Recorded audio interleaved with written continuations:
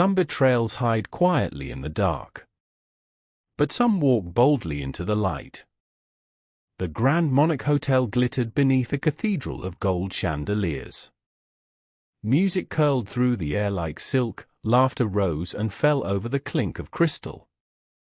At the height of the celebration, a married man stepped through the doorway with a woman on his arm who was not his wife. He carried himself like a man untouchable, smiling as if the room had been built to forgive him. Then the doors opened again.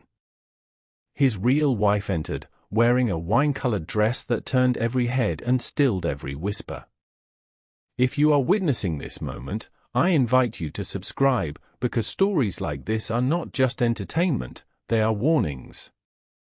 And after subscribing, comment, "She didn't come to fight. She came to be seen." The night will explain the rest. The man was Michael Thompson, senior director with an easy grin and a reputation for getting results. The woman at his side was Jessica, striking in a fitted red dress, hair swept up, diamond points catching chandelier fire. Colleagues greeted them with practiced warmth, and Michael nodded like a king moving through friendly provinces. He had told many versions of the truth, each one convenient. To Jessica, that the divorce was only signatures away. To colleagues, that things at home had already ended. To himself, that life was too short to live without the thrill of being seen. Across the city, morning had begun in another light. Hours earlier, Veronica Thompson had sat in a sunlit kitchen, the hush of a quiet house holding her in a tender, uneasy stillness. She wore long-sleeved blue nightwear, elegant in its simplicity. Steam drifted from a white mug of hot chocolate. Beside it, a glass of watermelon juice glowed a gentle pink. She had not needed proof to know. Wives often don't. The ache had grown over months, late meetings, unplanned trips, a scent on his collar that wasn't hers. Veronica was not the breaking kind. She was the standing kind. Let truth speak for itself, she breathed, and rose. At the back of her wardrobe waited a choice, gowns for anniversaries that never came, heels for dinners no longer planned. Her hand stopped on a sleeveless dress the color of dark wine, quiet power made of fabric. She laid it on the bed, and the house seemed to exhale. If a secret insists on living in public, the truth may as well walk there too. Back at the ballroom, Jessica laughed at something small and forgettable. Michael felt the warmth of proximity and the relief of being admired. His boss waved from across the room, toasts lifted, the band slid into a velvet arrangement. He believed the night belonged to him. Then Veronica crossed the threshold. Not like a storm. Like a verdict. Her wine dress held the light, her earrings flickered like vows remembered.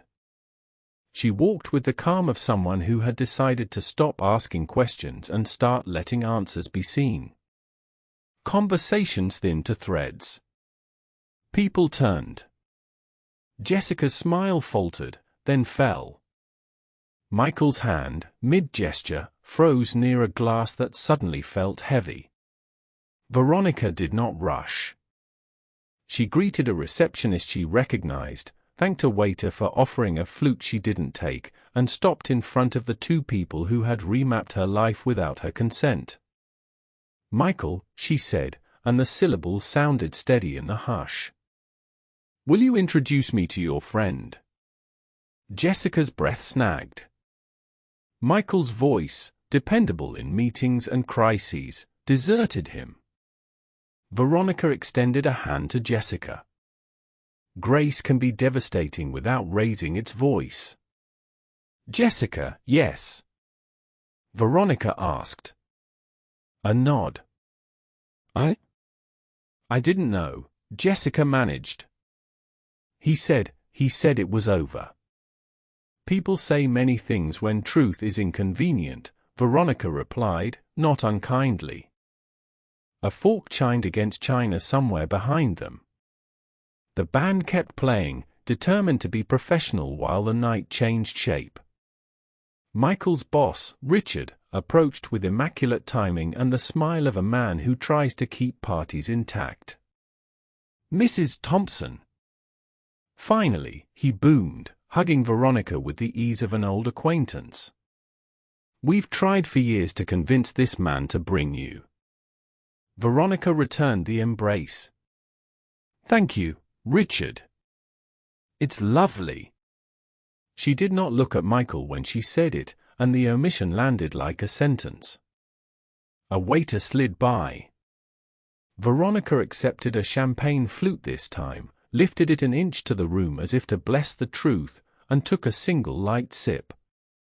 Jessica's fingers loosened at Michael's sleeve. "Exposure is a cold wind." "I should go," she whispered, eyes darting toward the exit. "You were invited," Veronica said, still gentle. "It would be a shame to miss the party you dressed for." Kindness, when undeserved, can be sharper than rage. Jessica stayed. A small courage. Or a small defeat. Michael leaned toward Veronica. "Please." "Not here." Veronica glanced at a corridor just off the ballroom, plush carpet, a row of stately sconces, quiet enough for the sort of conversation a marriage earns. "There," she said. They walked side by side, like people who had taught each other how to buy winter coats and paint living room walls. Doors hushed closed behind them. The corridor absorbed the noise of money and music. 6 months. Veronica asked, as if confirming line items in an audit. Michael's answer took its time. "Yes." "While we sat in counseling," she said. "Yes." The sconces hummed. "Somewhere, I settled in a silver bucket." Veronica looked at the framed prints along the wall, sepia saints of the city's past, a river like a long muscle, scaffolds around old ambition.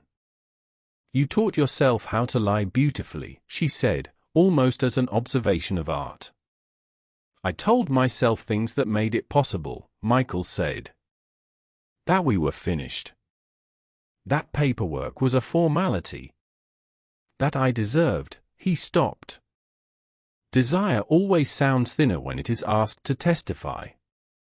"The dress code for Betrayal is always elegant," Veronica said, glancing toward the ballroom where red and wine waited like dueling flags. "It wears cologne. It reads clever excuses. It smiles for photographs." He closed his eyes. "There are men who do not cry, there are nights that make them wish they could." "I am sorry." "Sorry is a river," Veronica said. "Some drown in it. Some wash in it and come out clean. Others only cup their hands, splash their faces, and call it a bath." Silence held them like a high tide. She did not ask if he loved Jessica. She did not ask if he still loved her. Some questions served the ego more than the healing. "Come back to the room," she said at last. "Stand in the truth you made. Then we will go home, and we will decide what to do with our vows, keep them, bury them, or plant them again." They returned.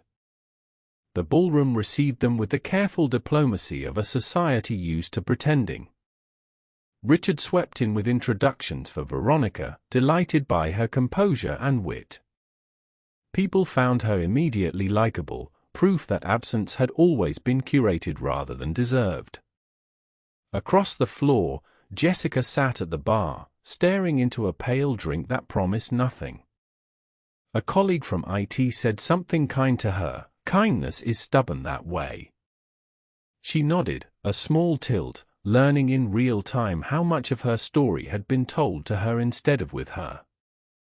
Veronica moved through the crowd like a violin line, clear, steady, impossible to ignore once noticed. She asked sincere questions. She did not overshare. She laughed once, it sounded like a bell from another town.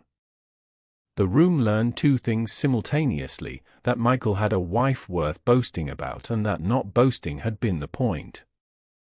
When she and Michael finally took their leave, the polite murmur followed them out, awake behind a quiet boat.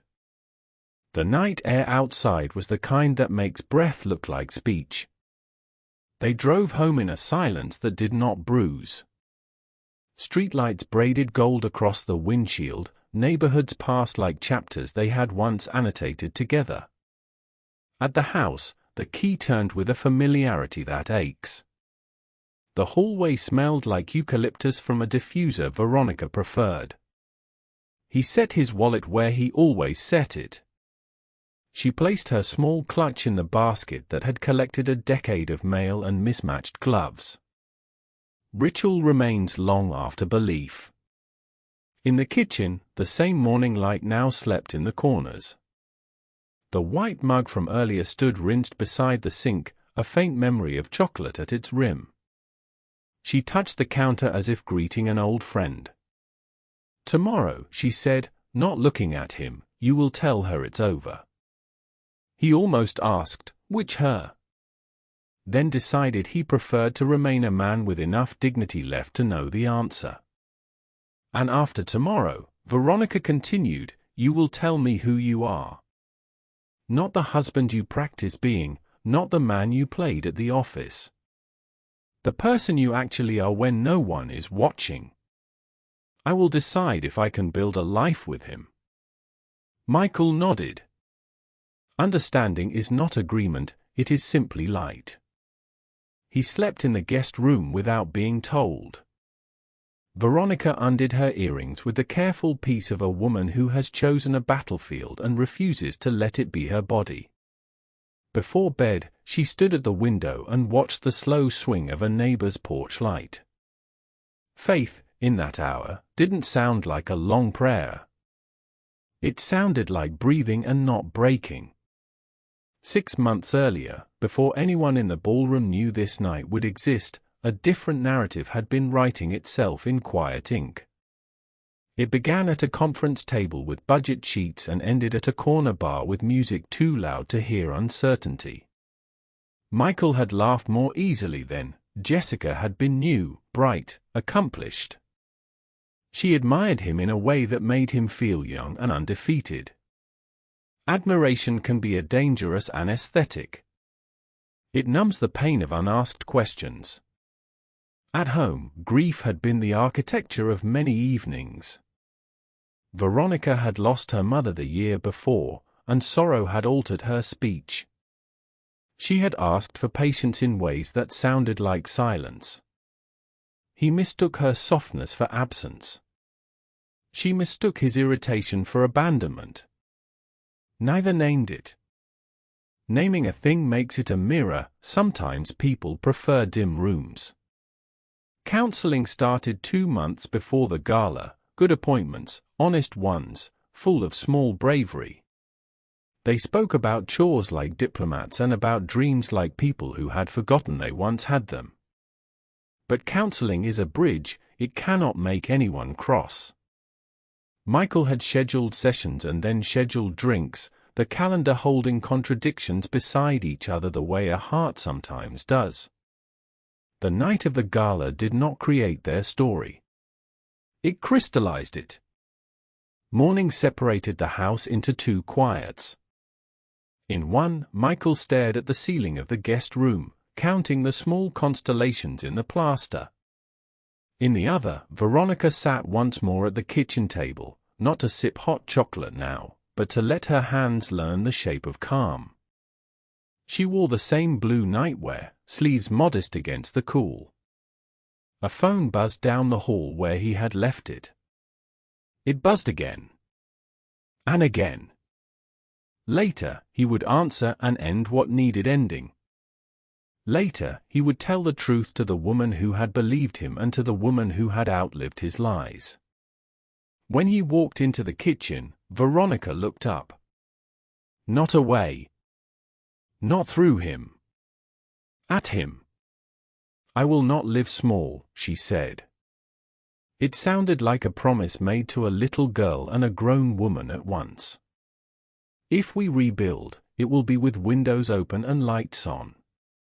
He nodded. "If we rebuild," he said, "it will be because I learned how to be honest without being asked."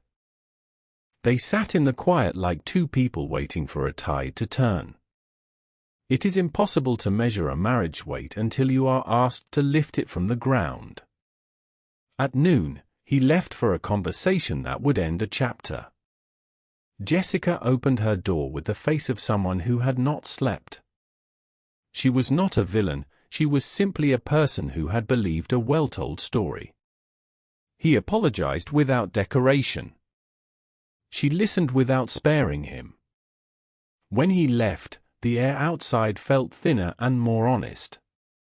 Veronica, in the meantime, called a counselor and asked for an individual session. She did not call a friend, not yet.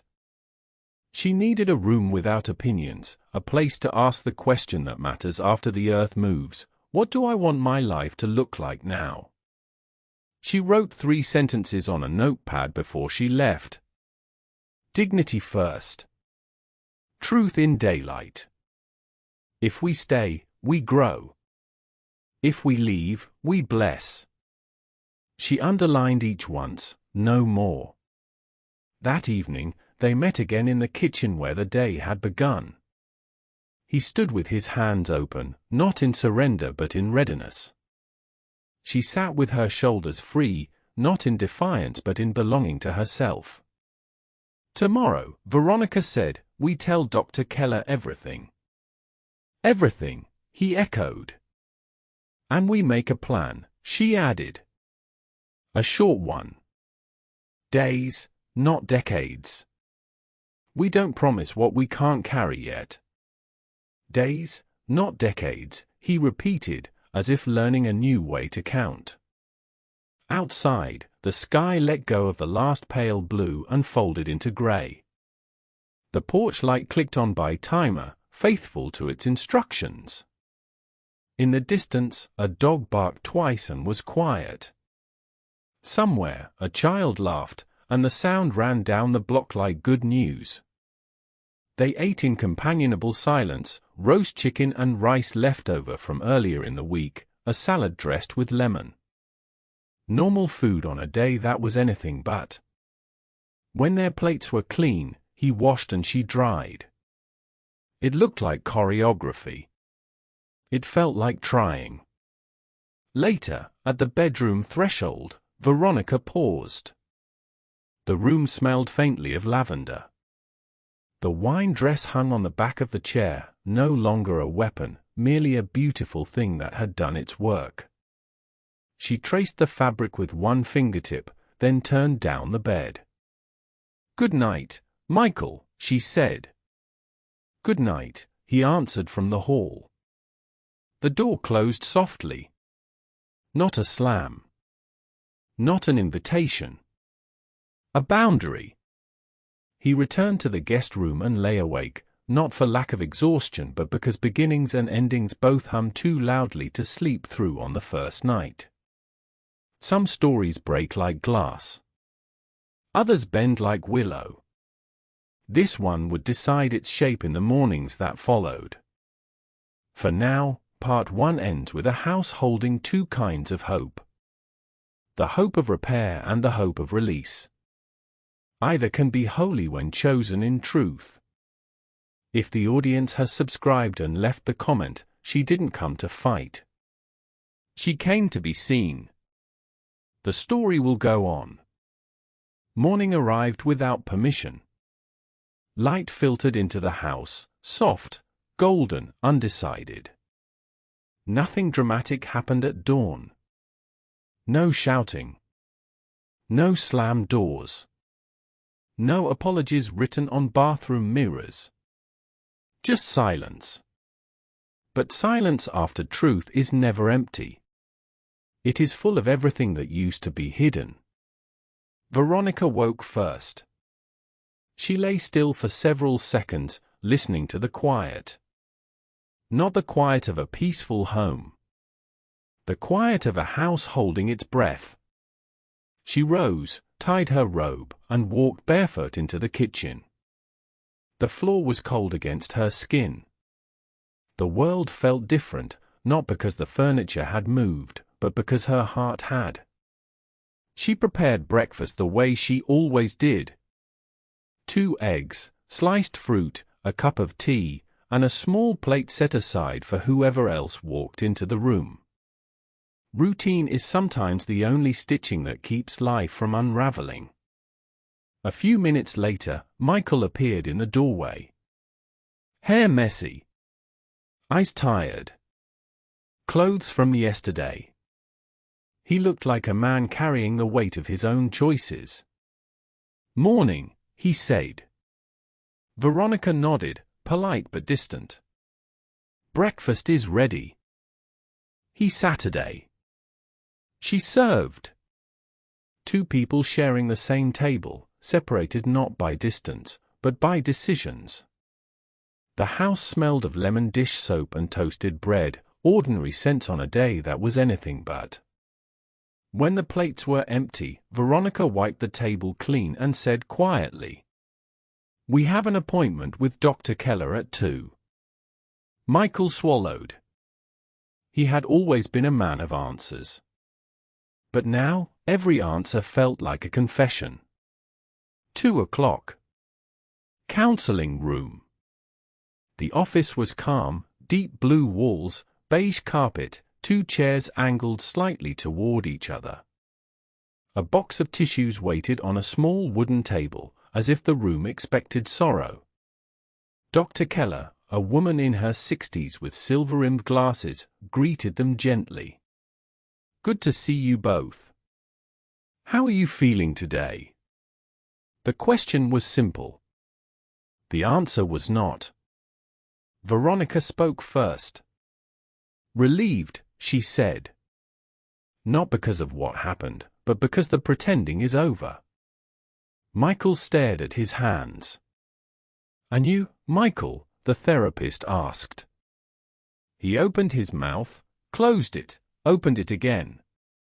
Finally, the truth escaped. I thought I could live 2 lives, he said. I thought I was strong enough. Smart enough. Careful enough. But every lie I told her? I told myself too. There was no anger in Veronica's eyes. Only clarity. Dr. Keller studied them both. Do you want to stay married? Michael's answer came instantly. Yes. Veronica took her time. She looked out the window, watching birds cross the sky. I want a life built on dignity, she said. With him, or without him? The therapist nodded. Then we begin with honesty. No more half-truths. No protecting feelings through lies. And no pretending that trust can return overnight. Trust is not a switch, it is a garden. It grows, or it dies. Veronica exhaled slowly. Michael felt something inside his chest tighten. Subscriber plus comment Q, softly, inside narration. Some people watching stories like this know the pain of loving someone who broke trust. The narrator gently invites them to subscribe and to comment. Trust is a garden. It must grow. The story continues. Days passed. Counseling became a ritual. Once a week in the office. Every evening at home in smaller, quieter conversations. They talked about betrayal, but also about loneliness. They talked about grief. Her mother. His father. The ways they had both been carrying pain without sharing it. Michael confessed things he had buried under pride. I didn't know how to help you after your mother died. You stopped laughing. You stopped touching me. And I didn't want to admit Veronica smiled more. Not often. But small smiles began appearing like sunlight through cracked curtains. She wore the blue nightwear often, not because she waited for him, but because she began feeling beautiful in her own skin again. She went back to yoga. Started journaling. Decorated the living room with plants, small ones, stubborn ones, the kind that grow even with little care. Healing is not loud. Healing is steady. Then came the invitation. A co-worker of Michael's, an older white gentleman named Richard, the same boss from the gala, sent a handwritten card to their house. Hosting a small dinner. Bring Veronica this time. The seat beside you has been empty for too long. Veronica read the message twice. Not to decide whether she would attend, but to feel what it meant. She did not want revenge. She did not want spectacle. She wanted to be seen as she truly was. A woman with dignity, not a woman defined by betrayal. She looked at Michael. Buy a new suit, she said. You've outgrown the old one. The night of the dinner.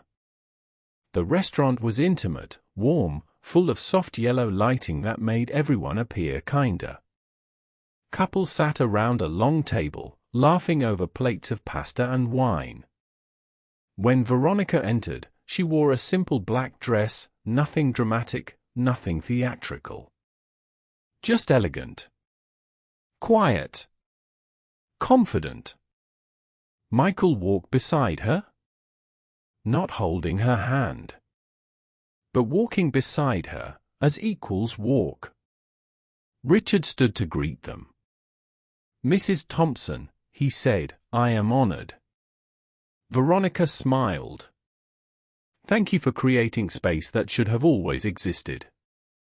People welcomed her with the kind of respect that cannot be rehearsed. For the first time, Michael realized that his wife did not need him to shine. She was already luminous. Meanwhile, at a corner of the table, a man sat alone, tall, white, dark beard, blue suit slightly loosened at the collar. He watched Veronica with curiosity, not desire. The kind of curiosity reserved for people who carry pain and grace in the same breath. His name was Ethan, a consultant who only attended these events twice a year. He admired her posture, her composure, her ability to sit in a room full of history without trembling. When Veronica stood to fetch more sparkling water, he happened to be at the drink station. He nodded politely. I'm Ethan, he said. Veronica. You handled yourself with dignity at the gala, he said, surprising her. She turned. You were there. Everyone was there, he replied, but not with judgment, only honesty. Veronica felt neither flattered nor flustered. Thank you, she said. It was not a night I planned for. He paused. You made it a night no one forgot. She walked away quietly, not because she was uncomfortable, but because she didn't owe any man her story, not yet, not ever again without choice. That night, at home, Michael and Veronica arrived in silence, but a good silence. The kind that follows a long day, not a long war. She removed her earrings. He loosened his tie. You looked beautiful tonight, he said. Veronica nodded. I know. Not pride. Certainty. In bed, she lay facing the window, watching moonlight brush the curtains. Michael lay awake beside her, aware of the immense privilege of being allowed to stay under the same roof. This time, he did not reach for her. He respected the distance. Trust is a slow climb. Weeks passed. Winter softened into early spring. Counseling continued. Arguments happened, quiet ones, honest ones, the kind that clear the air. One morning, Veronica woke to the smell of coffee. Michael was in the kitchen, cooking again, this time less terribly. He looked up. Pancakes. She sat at the table with her blue nightwear wrapped around her like gentle armor. He served them. They ate slowly.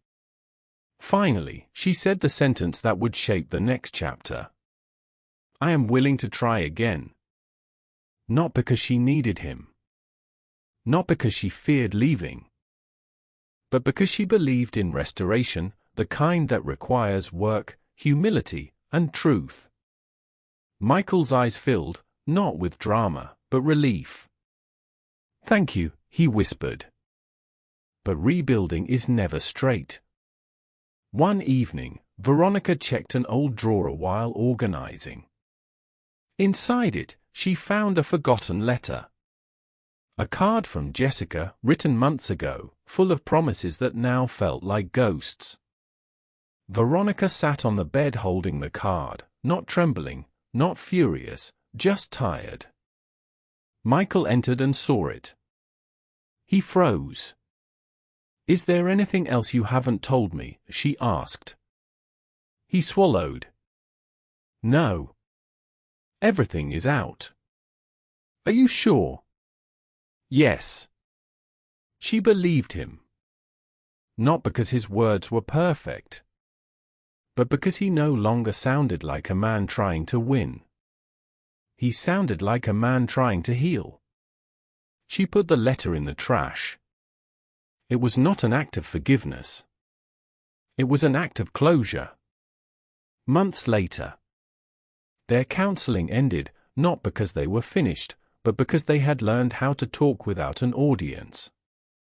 They traveled once, nowhere expensive, just a small cabin in the mountains. They cooked over a small fire. They read books. They rediscovered the quiet ways love speaks. Not in roses or rings, but in patience and small touches. And for the first time in a long time, Veronica laughed. Really laughed. And the sound filled the cabin like music. Michael held her hand, not as proof of ownership, but as gratitude. Spring arrived like an apology. Soft breezes. Warm mornings. Cherry blossoms blooming without permission. Life began to feel gentle again. Veronica returned to her routine, work, graduate classes, morning tea, quiet reflection. Michael settled into a humbler version of himself, no grand declarations, no dramatic gestures, just steady effort. Healing, real healing, is not made of fireworks. It is made of consistency. They learn to talk again. Not as enemies trying to win an argument, but as two people carefully rebuilding a broken bridge. Some nights they sat outside on the patio, sipping warm drinks, watching the sky bruise into sunset. Those were the moments when nothing needed fixing. Those were the moments that reminded them love was not dead, only sleeping. But every repaired heart must face a test. One Wednesday evening, Veronica arrived home early, tired but peaceful. She slipped off her shoes, poured a glass of watermelon juice, and sat at the kitchen table. Moments later, Michael walked in, phone in hand, face pale. "What's wrong?" Veronica asked. He held the phone out. "It's about Jessica, she's in the hospital." Veronica's heart didn't drop or leap, it just steadied. She listened. "There was an accident," he said. "Her sister called the office looking for me." For a few seconds, there was silence. Then Veronica spoke. "Are you going?" Michael swallowed. "I don't want to hurt you. I don't want you to doubt everything we've been rebuilding. But yes, I think I should visit. She has no family in this city. The words tasted strange. Not because they were disloyal, but because honesty felt new again. Veronica inhaled slowly. She could have said no. She could have demanded he stay. She could have let insecurity speak louder than healing. But she didn't. Go, she said. Be kind. Kindness is never wasted. Michael blinked, surprised by her grace. Are you sure? Yes, she replied. We are not afraid of the past anymore. He kissed her forehead gently and left. Hospitals smell like bleach and whispered prayers. Jessica lay in a small white room, pale but awake. A bruise marked her forehead, her arm in a sling. When she saw Michael, her eyes softened, not with romance, but with exhaustion. You didn't have to come, she whispered. I know, he said. But I wanted to make sure you were all right. She nodded, looking older than he remembered. As if the last months had carved new lines into her life. I'm moving, Jessica said quietly. A new city. A new job. A clean start. Michael exhaled. That sounds right. She looked at him through tired eyes. I don't hate you, Michael. I don't even hate her. I just hated the version of myself I became. He pulled a chair close. You deserved the truth from the beginning. Jessica smiled sadly. The truth always arrives. Even when we try to outrun it. For a moment, they sat in silence. Two people who once set each other on fire, now cooled into something gentler. I hope you fix your marriage, she said. If love is still alive, even a little, it's worth fighting for. He squeezed her hand, not romantically, but respectfully. Thank you, he said. And he left. Some viewers know this feeling, letting go of someone you cared for so growth can begin. The narrator invites them. If you believe love sometimes requires release, subscribe and comment. Growth is painful, but necessary. The story keeps flowing. When Michael returned home, Veronica was waiting, not with questions, but with calm. How is she? She asked. She'll be okay, he said. She's leaving the city. Veronica nodded. I hope she finds peace. And just like that, a chapter quietly closed. No dramatic twist. No secret messages. No lingering shadows. Sometimes closure is gentle. Months later. Summer crept into their lives with warmth and dust and slow sunsets. Veronica finished her first semester of graduate school, top of her class. Michael attended every presentation, sat in the front row, took photos like a proud husband who didn't care how obvious his admiration was. Their home changed too. New curtains, brighter lights, softer colors. It no longer felt like a museum of old memories. It felt like a space reborn. One afternoon, Veronica sat at the kitchen island wearing her blue long-sleeve nightwear, sipping hot chocolate as she graded design homework. She was smiling, really smiling. The kind that comes from a life rebuilding itself. Michael walked in, carrying groceries. He froze in the doorway. She looked beautiful. Not because of makeup or hair or clothes. But because peace suited her? Why are you staring? She teased. Because I'm grateful, he said. She shook her head, embarrassed, but her eyes softened. Then came the invitation that changed everything. Richard, the same boss who had once unknowingly introduced Michael's mistress as a colleague, sent out invitations for the next annual company gala. The same event where the world fell apart.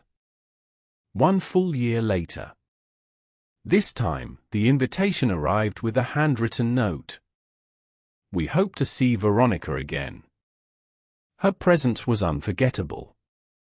Veronica read the card, then looked at Michael. "Are you ready to go back?" she asked. He swallowed. "Only if you're beside me." Her answer was simple. "I am." The gala, 1 year later. The venue glittered with crystal chandeliers and soft golden lights. Music filled the hall, violins, laughter, champagne bubbling in fragile glasses. When Veronica entered, there was no gasp this time. No cold shock. No scandal. Only respect. She wore a black dress, simple but elegant. Her hair loose, falling over her shoulders with quiet confidence. Michael held her hand, not like a possession, but like a partnership.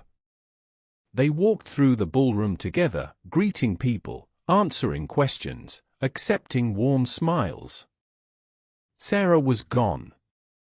Whispers faded. New stories replaced old ones.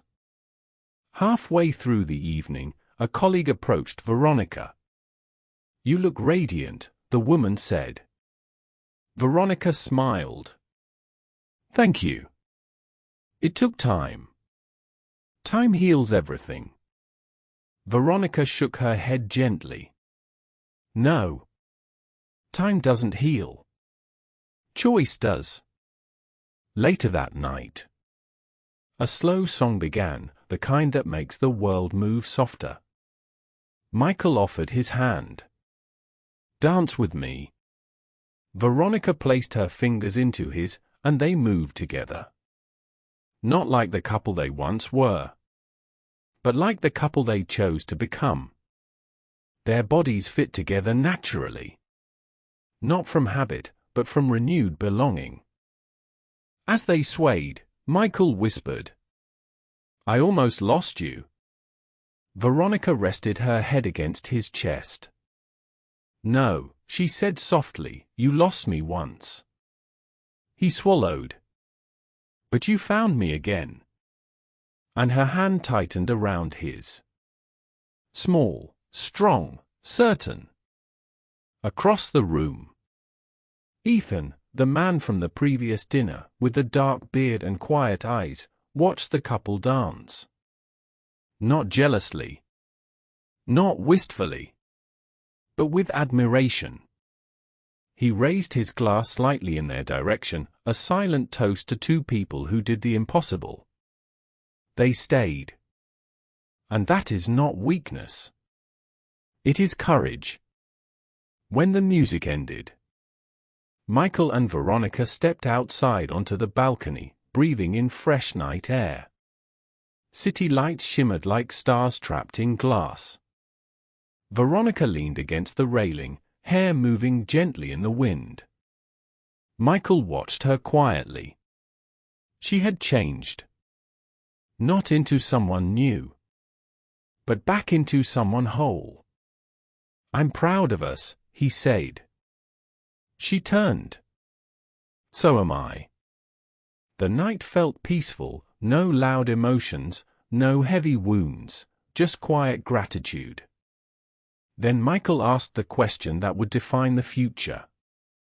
"Are we okay now?" Veronica took a moment before answering.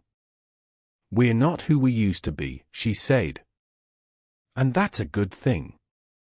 We're building something new. Slowly. Honestly. Patiently." She reached for his hand. "And yes, we're okay." He exhaled, relief warming his features. "We'll keep choosing each other," he said. She nodded. One day at a time. 6 months later, Veronica graduated with her master's in design. Michael stood in the crowd, clapping louder than anyone. After the ceremony, he lifted her into his arms, not because anyone was watching, but because joy demanded movement. They ate dinner at a small restaurant afterward, no candles, no chandeliers, just simple meals and soft conversation. At the end of the meal, Michael placed a small velvet box on the table. Veronica stared, not with shock, but with stillness. "Before you open it," he said, "I want to say something." He inhaled, steady and sincere. "I don't want to erase the past. I want to honor the future. I don't need a new wife, and you don't need a new husband. What we need is a new chapter." She opened the box. Inside was not a diamond, not a ring, but a thin gold bracelet engraved with 3 words. Chosen. Every day. Her eyes filled, not with tears of sorrow, but with tears of arrival. She leaned forward, kissed him softly, and whispered, "I choose you too." And for anyone watching who believes that broken things can still heal, who believes that love is not always perfect, but can still be true, subscribe to this channel. And comment below, love is a choice, every day. Because some stories don't end when the heart breaks. Some stories begin again when 2 people decide to rebuild.